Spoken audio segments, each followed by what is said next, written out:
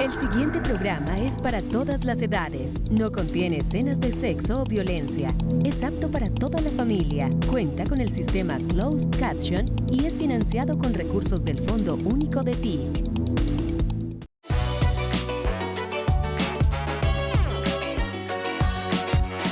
Colombia es el país de la belleza y Santa Marta es Caribe, mar, Sierra Nevada, cumbia, diversidad, lugar sagrado donde se originó la vida.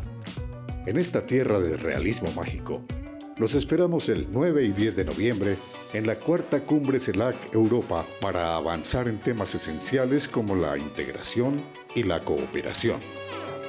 Unidos, demostraremos que somos una región capaz de construir consensos y una agenda común. Una comunidad de naciones que teje lazos de amistad irrompibles para defender la vida y hacer posible un futuro sostenible y próspero. Santa Marta los espera con una historia de rebeldía y sus sueños de un mejor mañana.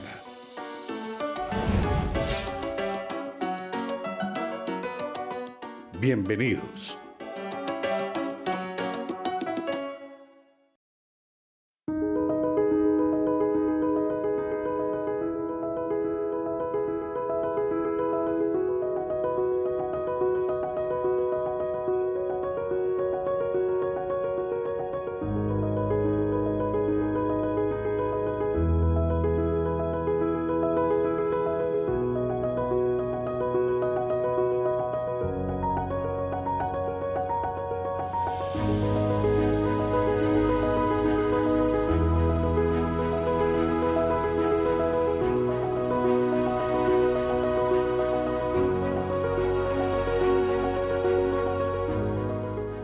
Bueno. Bienvenido a Entrevistas con Alma de País. Muchas gracias por la invitación. Por favor.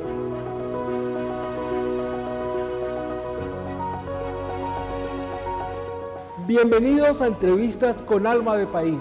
Hoy nos acompaña el señor Ministro de Justicia, Luis Eduardo Montealegre, quien nos hablará de dos temas fundamentales en la agenda pública nacional: el proceso de paz, el marco jurídico para la paz y la Asamblea Nacional Constituyente.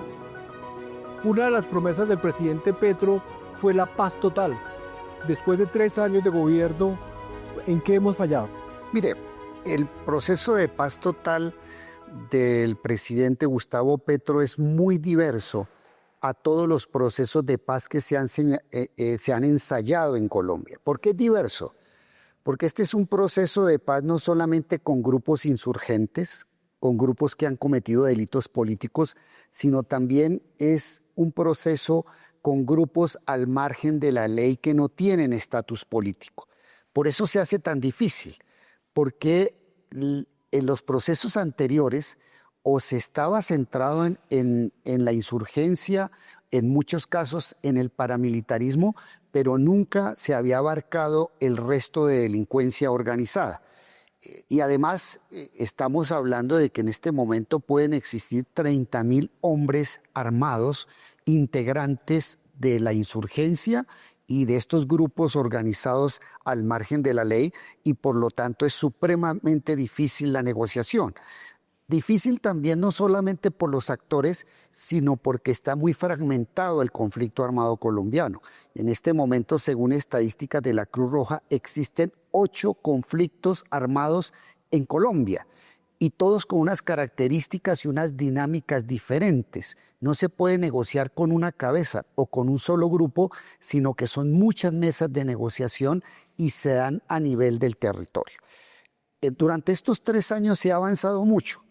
Se ha avanzado mucho porque se empezaron los contactos, se avanzó porque hay un primer marco para la negociación, y creo que en el transcurso de este año y antes del 7 de agosto, Colombia va a ver muchas acciones concretas, eficaces, de producto de la negociación.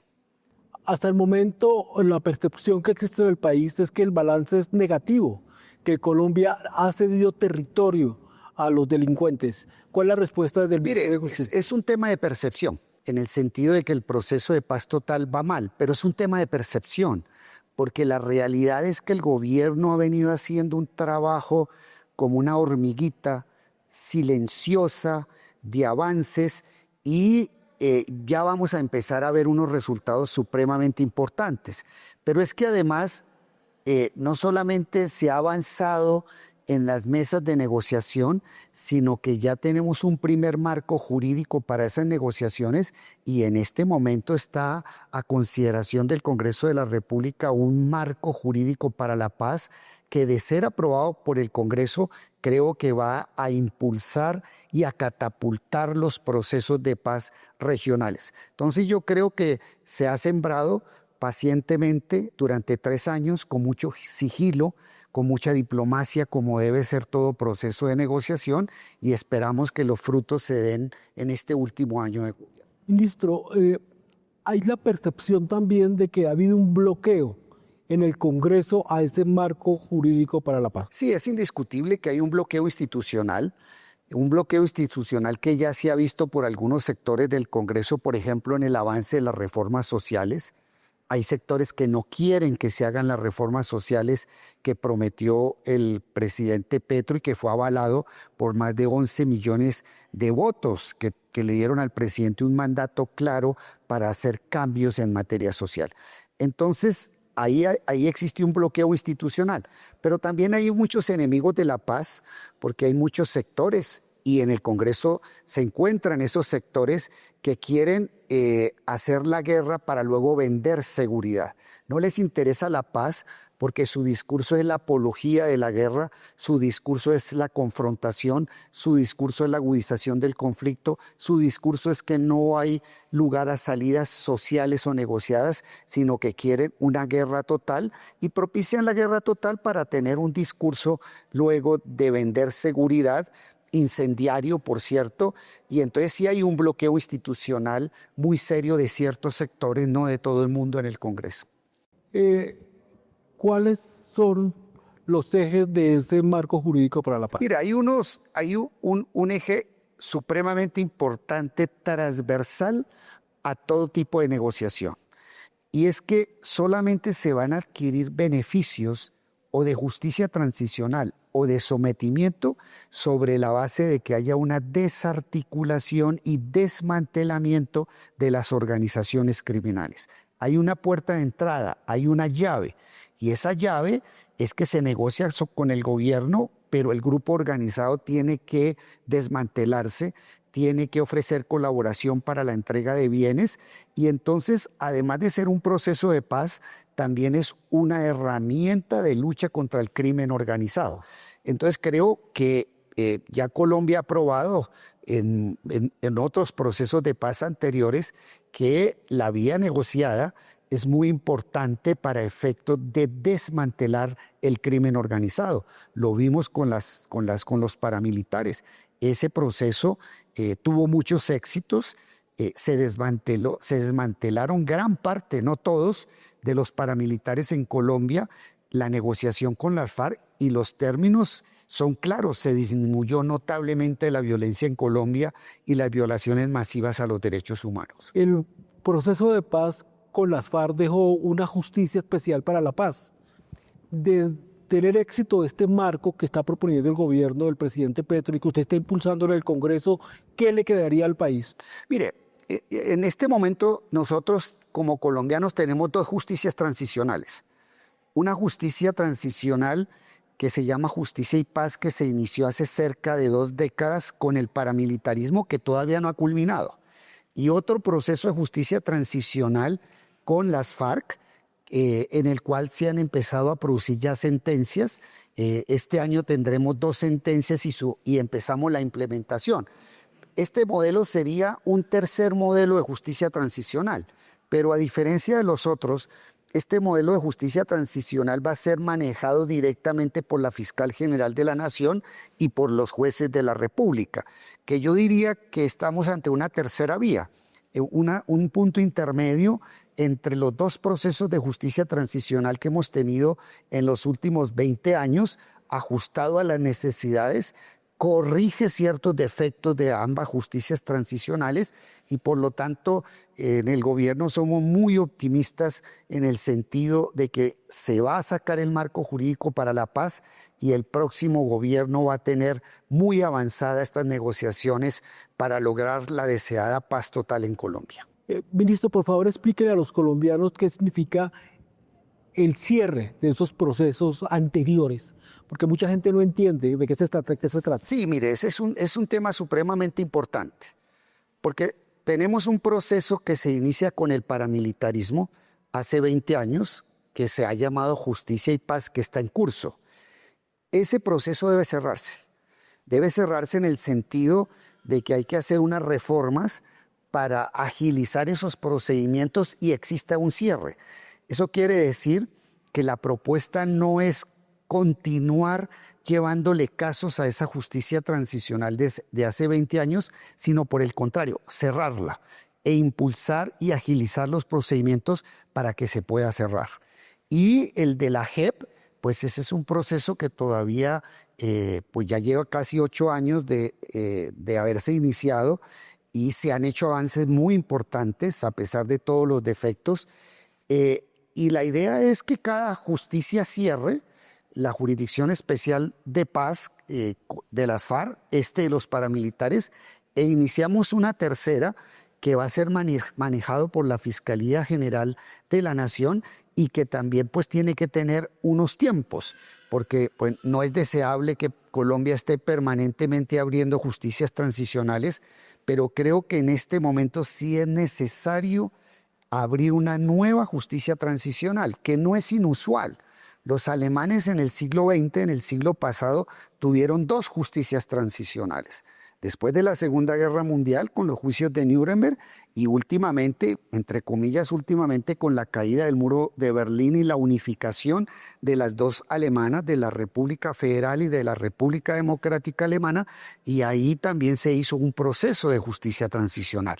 Entonces, no es inusual en el mundo que un mismo país tenga en un siglo varias justicias transicionales. Y yo creo que nosotros tenemos que siempre privilegiar la negociación. Creo que es un deber ético no aniquilar al enemigo, sino buscar las salidas negociadas, así sean mucho más difíciles. Yo creo más en la política de la negociación que en la política del aniquilamiento del enemigo.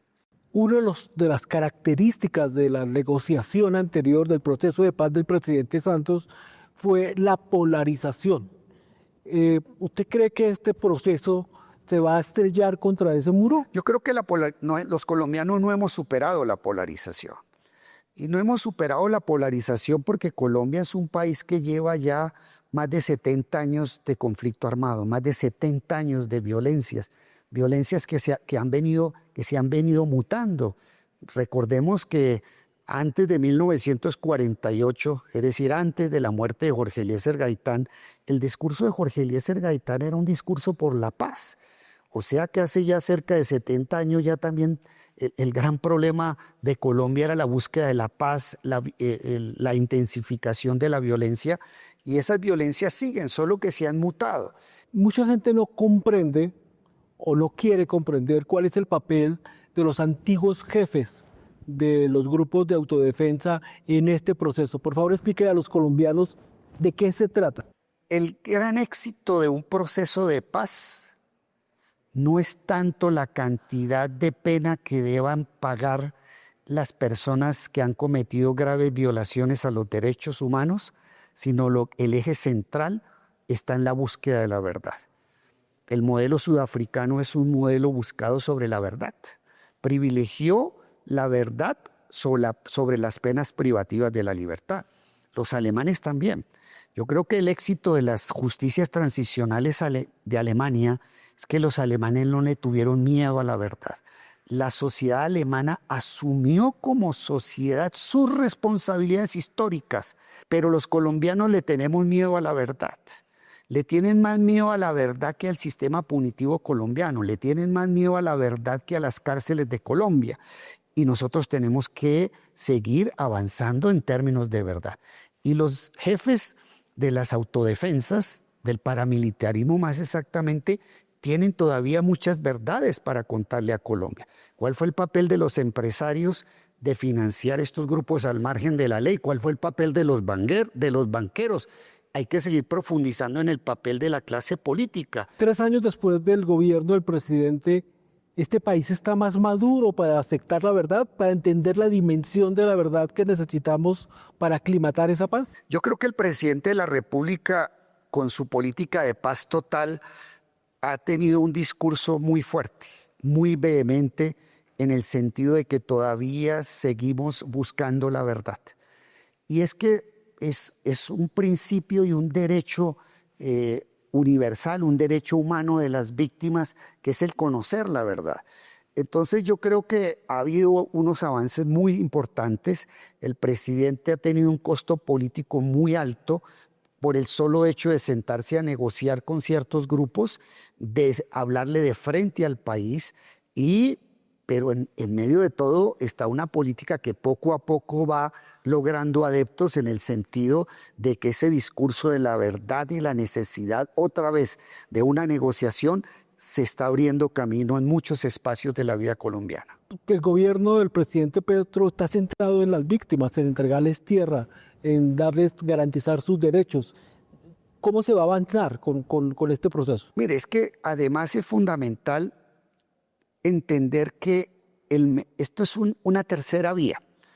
Este nuevo proceso de paz, el de paz total del presidente Petro, es una tercera vía porque mezcla una orientación de justicia retributiva. ¿Y justicia retributiva qué significa?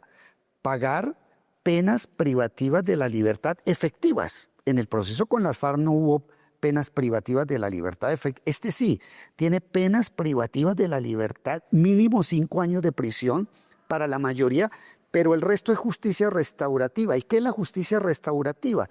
Justicia restaurativa es implementar el diálogo entre las víctimas, el victimario, y un gran árbitro y un gran interlocutor que es la comunidad.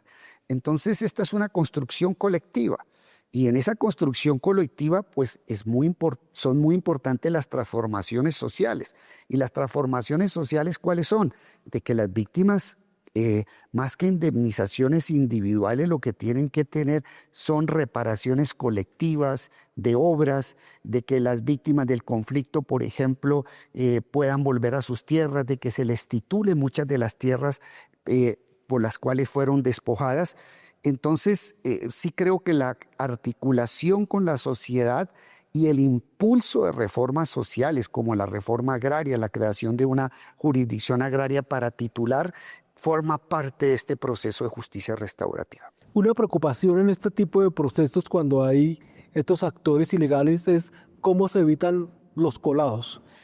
Sí, ese es uno de los grandes problemas que tiene toda justicia transicional, y pues aparecen siempre muchos paracaidistas, muchas personas que lo que quieren es usufructuar o utilizar los mecanismos de la paz total para obtener beneficios.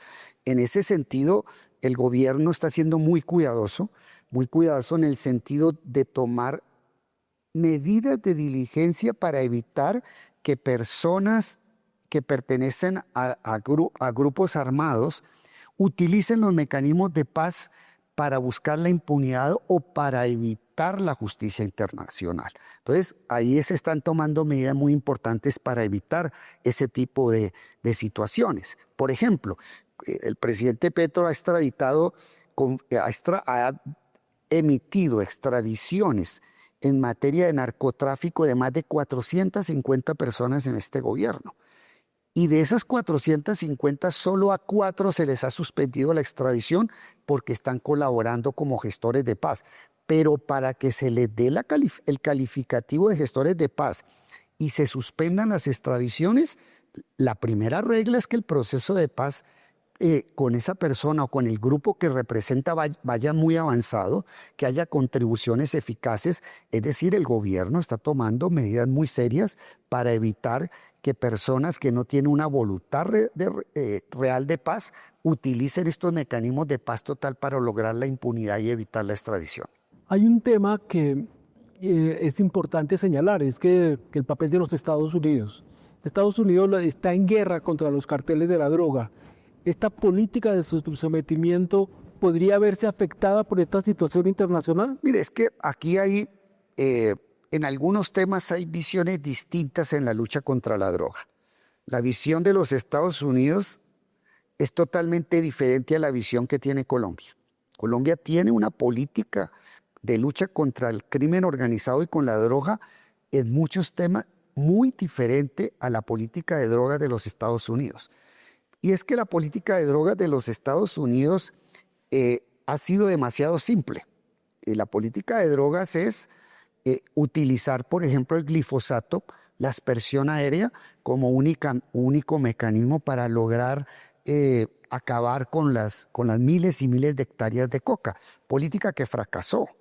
Fracasó porque, en primer lugar, por razón de respeto a los derechos humanos, no se puede utilizar, porque la comunidad internacional ya ha dicho, y la ciencia ha dicho, que la aspersión pone en grave riesgo la vida de los ciudadanos que pueden estar en esas zonas de influencia donde está la aspersión. O sea, hay un problema de ética pública, de protección de la vida sobre estos mecanismos de lucha contra el narcotráfico. Entonces, la política ha estado centrada en la aspersión y centrada fundamentalmente en el derecho penal. Y ambas políticas han fracasado, y han fracasado en el mundo entero. Entonces, creo que tenemos que reinventarnos otras políticas de lucha contra el narcotráfico, y Colombia empezó un nuevo camino. ¿Cuál? No hay más aspersión, se va a privilegiar la erradicación voluntaria frente a la erradicación forzada. Entiende que la solución para la lucha contra el narcotráfico no está fundamentada en la cárcel, sino que está fundamentada ante todo en políticas sociales y en políticas económicas, que hay que tener una política muy clara para lograr la disminución de riesgos que crea el uso problemático de las drogas. Pero en todo caso, Colombia tiene, independientemente de la posición de los Estados Unidos, una posición clara, una bitácora y una política muy clara de lucha contra el crimen organizado. Entonces, nos distancian unas concepciones ideológicas muy diferentes con los Estados Unidos, pero el país tiene que tener la seguridad de que nunca hemos bajado la guardia en la lucha contra el narcotráfico, y con desertificación o sin desertificación, nosotros seguiremos luchando contra el crimen organizado y contra la droga, porque es un problema que le concierne a la humanidad. Estamos en entrevistas con Alma de País. Vamos a hacer un receso, volvemos en unos segundos.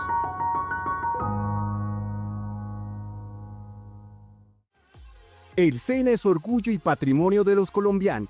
Millones de jóvenes han encontrado en sus aulas el camino para acceder a la formación técnica de calidad. Los empresarios e industriales saben que un aprendiz fortalece el equipo de trabajo. Un pago justo a su labor es un gran impulso al desarrollo personal y profesional. La reforma laboral mejora las condiciones salariales de los aprendices. Con dignidad cumplimos. Gobierno de Colombia. Comisión de Regulación de Comunicaciones.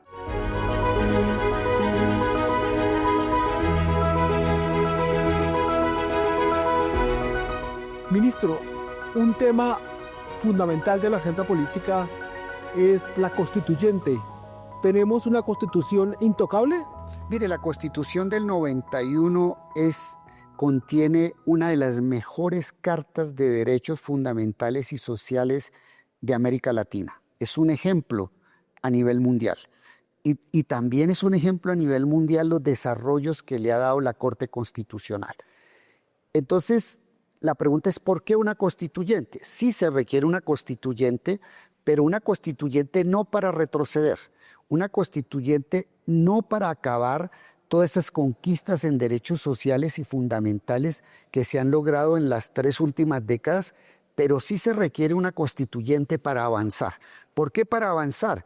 Porque en este momento uno de los problemas más delicados que tiene Colombia es el bloqueo institucional del Parlamento y la politización, por ejemplo, del presidente de la Corte Constitucional, que quiere de un plumazo acabar con las conquistas sociales y con la orientación progresista y protectora de derechos de la Corte Constitucional.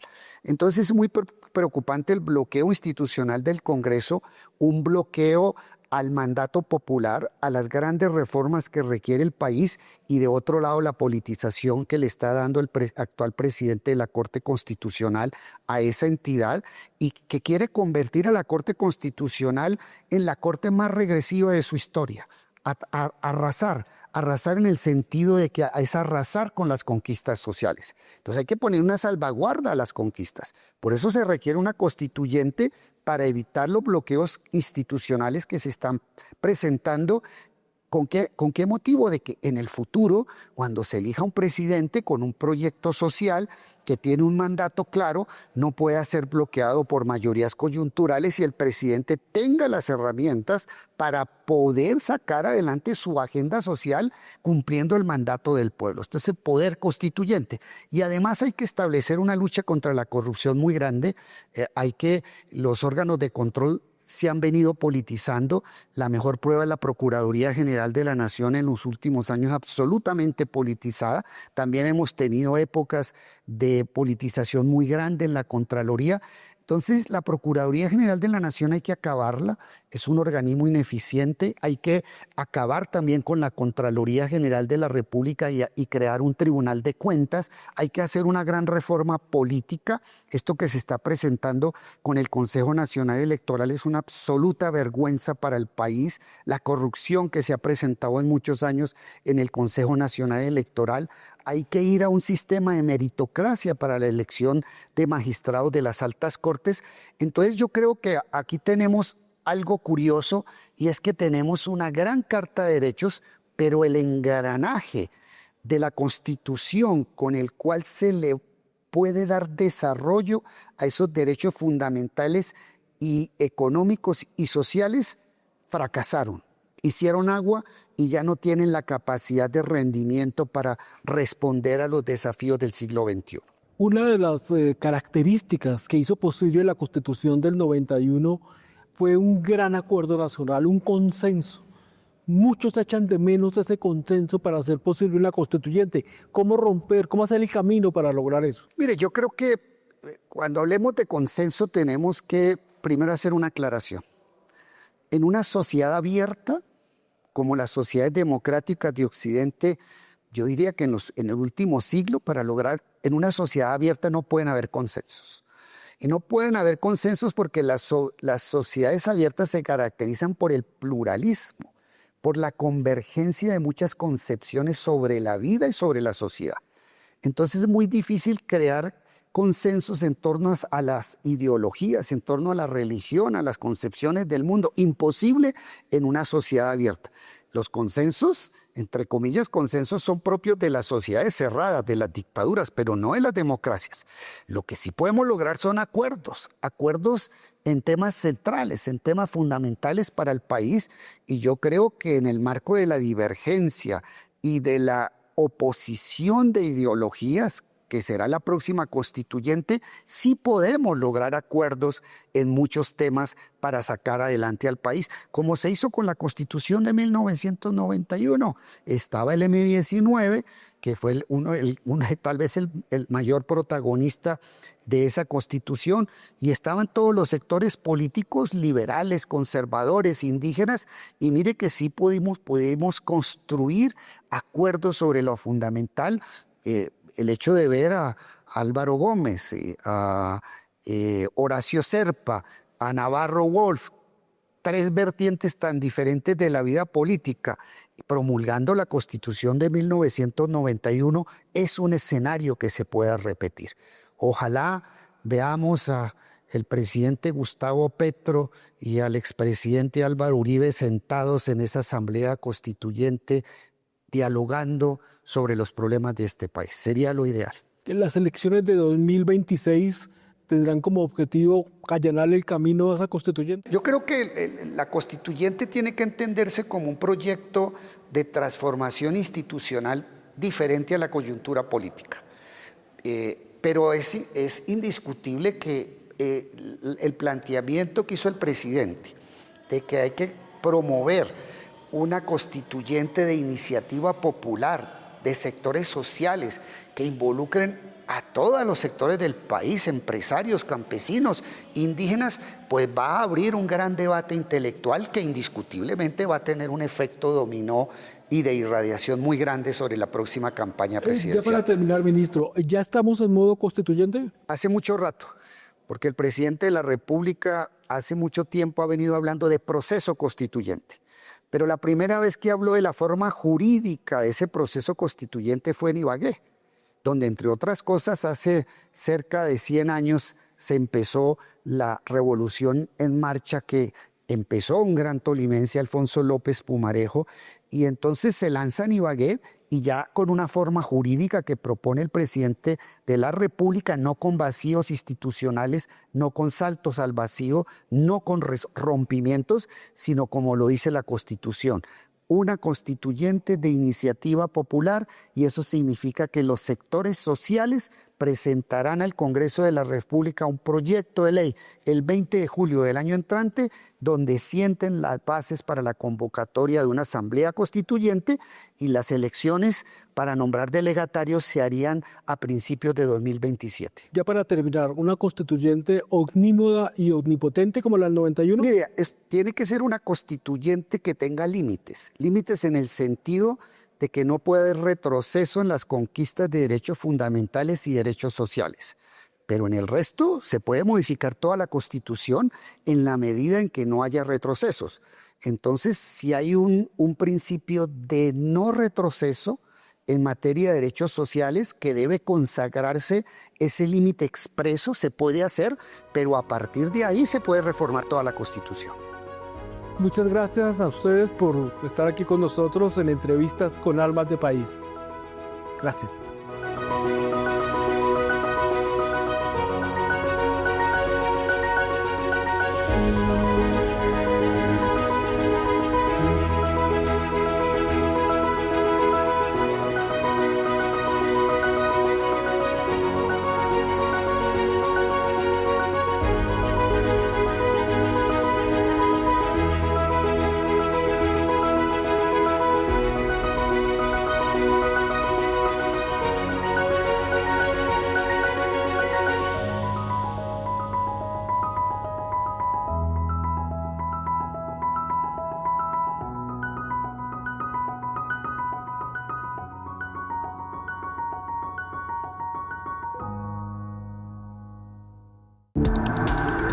Este contenido fue financiado con recursos del Fondo Único de TIC.